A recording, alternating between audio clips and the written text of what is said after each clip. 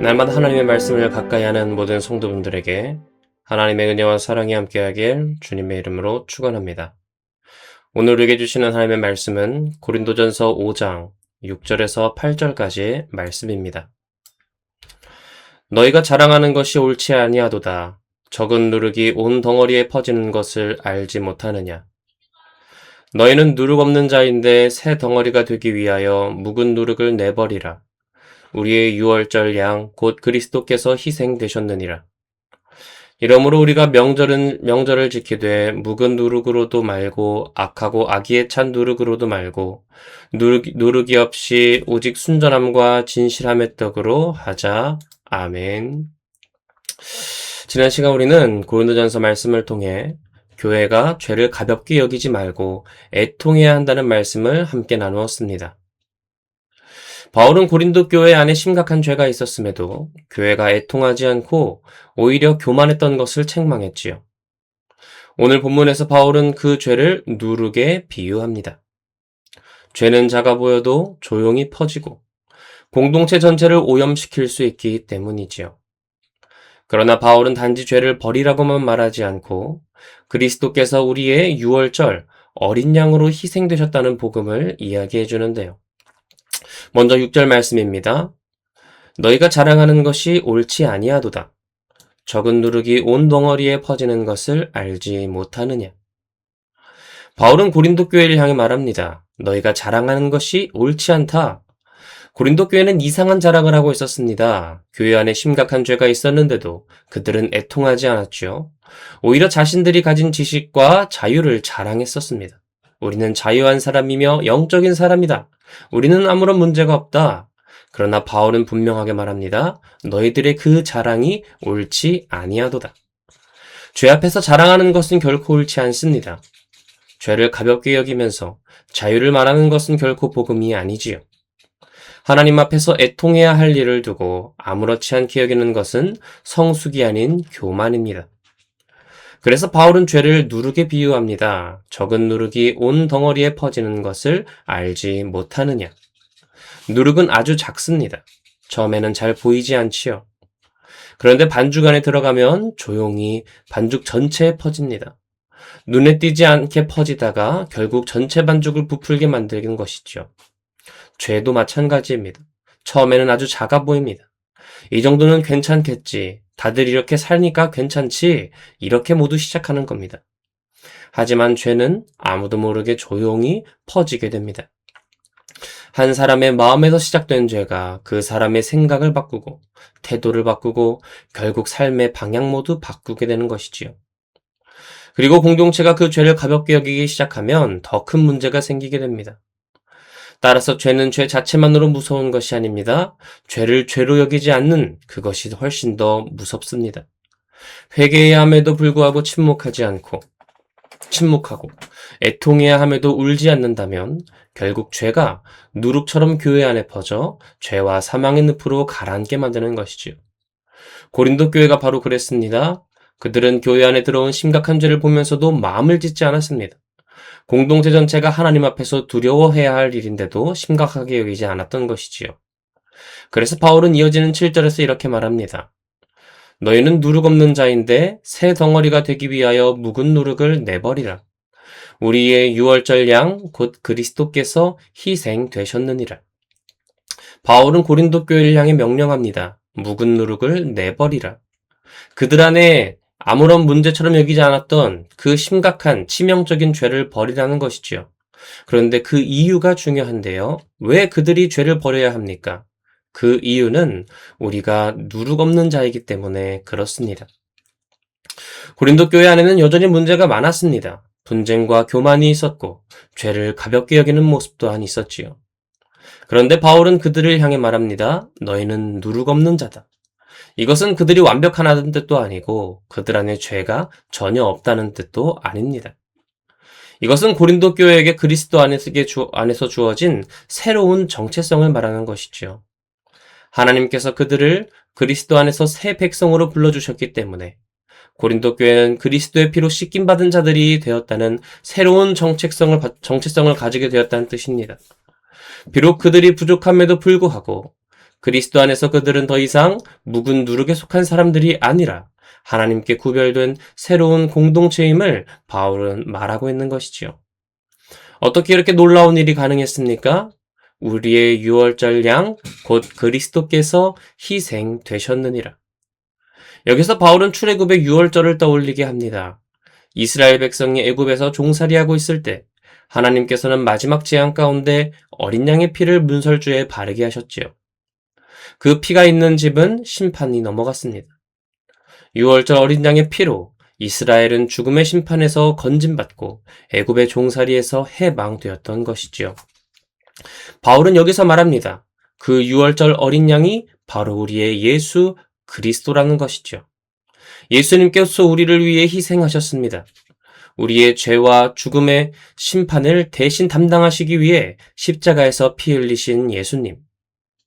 그리스도의 피로 우리는 죄의 종살이에서 건짐받게 되었습니다. 하나님의 심판 아래 있던 우리가 그리스도의 희생으로 말미암아 새로운 백성이 된 것이지요. 그러므로 성도는 이제 죄를 버려야 구원받는 사람이 아닙니다. 이미 그리스도의 피로 구원받았기 때문에 죄를 버리는 겁니다. 이 순서가 아주 중요한데요. 우리가 깨끗하게 살아서 하나님께 받아들여진 것이 아닙니다. 하나님께 받아들여졌기 때문에 거룩을 향한 삶을 사는 겁니다. 우리가 묵은 누룩을 버려서 새 덩어리가 되는 것이 아닙니다. 그리스도 안에서 새 덩어리가 되었기 때문에 묵은 누룩을 버리는 것이지요. 따라서 거룩은 구원을 위한 조건이 아닙니다. 거룩은 구원받은 백성의 마땅한 삶입니다. 따라오는 삶입니다. 그래서 복음은 우리를 두 가지 위험에서 건져주지요. 먼저 첫 번째는 율법주의입니다. 내가 깨끗해져야 하나님이 나를 받아주실 것이다. 내가 완벽해야 하나님이 나를 사랑하실 것이다. 이렇게 생각하면 신앙은 두려움이 됩니다. 하나님 앞에 나아가는 것이 기쁨이 아니라 부담이 되지요. 그러나 복음은 말합니다. 그리스도께서 이미 너를 위해 희생하셨다. 그리스도의 피로 너는 새롭게 되었다. 그러므로 은혜 안에서 기쁨 가운데 거룩을 향해 나아가라 말씀하십니다. 또한 복음은 우리를 방중으로부터 지켜줍니다. 그래, 우리 그렇게 이미 은혜 받았으니 죄를 가볍게 여기도 된다. 하나님이 용서하시니 이 정도는 괜찮다. 이렇게 생각하는 것 또한 복음이 아닙니다. 그리스도께서 우리를 위해 희생되셨다는 사실은 죄를 가볍게 여기게 만드는 이유가 결코 아닙니다. 오히려 우리로 하여금 죄를 더 무겁게 보게 만들지요. 우리의 죄가 얼마나 심각했다면, 얼마나 그 죄가 컸다면 하나님의 아들이 십자가에 피를 흘리셔야 했겠는가 생각해 보아야 합니다. 그러므로 우리는 죄를 결코 가볍게 여길 수 없습니다. 하지만 동시에 절망하지도 않습니다. 왜냐하면 그리스도께서 우리의 유월절 어린 양으로 희생되셨기 때문입니다. 사랑하는 성도 여러분, 이것이 바로 복음의 힘이지요. 우리는 죄를 버리라는 명령 앞에서 두려움을 느끼는 사람이 아니고 먼저 십자가를 바라보는 사람들입니다. 나를 위해 희생되신 그 예수 그리스도를 바라볼 때 죄를 붙들고 살 수 없다는 마음이 생깁니다. 나를 새롭게 하신 은혜를 기억할 때 묵은 누룩을 버리고 싶은 거룩한 소망이 생기게 됩니다. 성도는 죄를 버려서 새 덩어리가 되는 것이 아니라 그리스도 안에서 새 덩어리가 되었기에 묵은 누룩을 버리는 것이지요. 마지막 8절 말씀입니다. 이러므로 우리가 명절을 지키되 묵은 누룩으로도 말고 악하고 악의에 찬 누룩으로도 말고 누룩이 없이 오직 순전함과 진실함의 떡으로 하자. 이어서 바울은 말합니다. 이러므로 우리가 명절을 지키자. 여기서 명절은 유월절을 말하지요. 유월절 기간 동안 이스라엘 백성은 누룩을 제거하고 무교봉을 먹었는데요.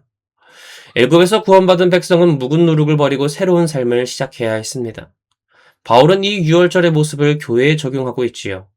그리스도께서 우리의 유월절 어린 양이 되셨으니 이제 우리는 묵은 누룩으로 살아갈 수 없다고 말하는 겁니다. 우리는 더 이상 애굽에 속한 백성들이 아닙니다. 더 이상 죄의 종으로 살 사람들이 아닙니다. 그리스도의 피로 구원받은 새로운 백성입니다. 그러므로 우리는 마땅히 묵은 누룩을 버려야 하지요. 바울은 여기서 묵은 누룩을 악하고 악의에 찬 누룩이라고 말합니다. 이것은 단지 겉으로 드러난 몇 가지 행동만을 말하는 것이 아닙니다. 죄를 즐기고 합리화하고 회개하지 않는 모든 마음의 태도까지 말하는 겁니다. 내 안에 오래 묵은 죄가 있을 수 있습니다. 처음에는 불편했지만 오랫동안 함께하다 보니 익숙해진 죄가 있을 수 있지요. 바울은 그것을 묵은 누룩이라고 말하며 우리가 마땅히 버려야 한다고 말합니다. 그렇다면 우리는 무엇으로 살아야 합니까? 바로 순전함과 진실함의 떡입니다. 이 세상과 섞이지 않는, 두 마음을 품지 않는 하나님만을 향한 진실한 마음을 가지는 순전함, 더 나아가 거짓이 없는 삶, 진실함이 필요합니다. 하나님 앞에서 정직하게, 이웃 앞에서 정직하게 살아가는 순전함과 진실함의 떡으로 하나님께 나아가야 하는 것이지요. 사랑하는 성도 여러분, 새 덩어리답게 산다는 것은 완벽한 사람이 되는 것이 아닙니다. 그리스도의 은혜 앞에서 두 마음을 품지 않고 하나님 앞에 정직하게 살아가는 것입니다. 죄를 가볍게 여기지 않지만 또한 죄 때문에 절망하지도 않는 것이지요. 십자가의 은혜를 붙들고 오늘도 묵은 누룩을 버리며 순전함과 진실함으로 살아가길 원합니다. 사랑하는 성도 여러분, 오늘 본문은 우리에게 묵은 누룩을 버리라고 말씀하지요. 죄는 작아 보여도 조용히 퍼집니다. 한 사람의 마음에서 시작된 죄가 삶을 무너뜨리고 공동체의 거룩까지 흐려지게 할 수 있습니다. 그러나 바울은 단지 두려움으로 죄를 버리라고 말하지 않습니다. 온전히 복음으로 말합니다.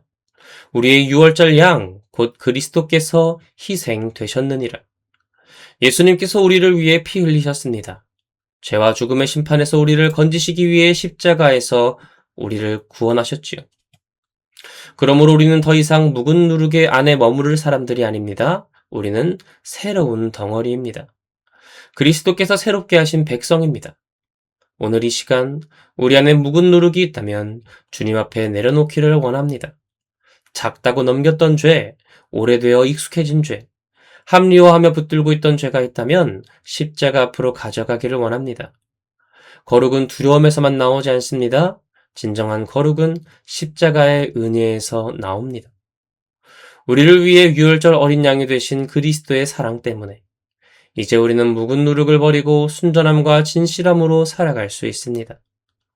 오늘도 그리스도의 은혜 안에서 죄를 가볍게 여기지 않고 새 덩어리 된 성도답게 순전함과 진실함으로 살아가는 저와 여러분이 되시기를 주님의 이름으로 축원합니다. 이 시간 말씀을 기억하며 함께 기도하겠습니다. 할렐루야, 은혜와 사랑이 많으신 주님, 하나님 이 시간 말씀을 통해 우리 안에 숨겨진 그 작은 누룩이 있지 않나 돌아보게 하여 주시옵소서. 비록 작은 누룩이라 할지라도 우리 삶을 치명적으로 파괴하고 또한 공동체까지 전체적으로 퍼져 모든 것을 죄와 사망의 늪으로 이끌 수 있는 그 작은 누룩이지만 치명적인 죄, 그것을 하나님 앞에 내려놓게 하여 주시옵소서. 하지만 그 이유가 죄를 내려놓을 때만 구원을 얻기 때문이 아니라 하나님께서 이미 이루신 그 구원 안에서 마땅히 성도의 삶으로 거룩을 향해 나아가기를 원합니다. 하나님 그리스도께서 이미 우리의 유월절 어린 양이 되셨기 때문에 우리는 거룩을 향해 나아가기를 소망합니다. 더 나아가 그 누룩을 벗어버리고 진실함과 순전함의 떡으로 하나님 앞에 구원받은 자에 합당한 하나님의 백성된 자로서 아들된 딸된 자녀된 자로서 마땅한 삶을 기쁨 가운데 이어나가는 모든 화평의 성도들 되길 원하오니 하나님 함께하고 붙들어 주시옵소서. 날마다 주님께 가까이 나가기를 소망합니다. 감사드리며 이 모든 것 살아계신 예수 그리스도의 이름으로 기도드립니다. 아멘.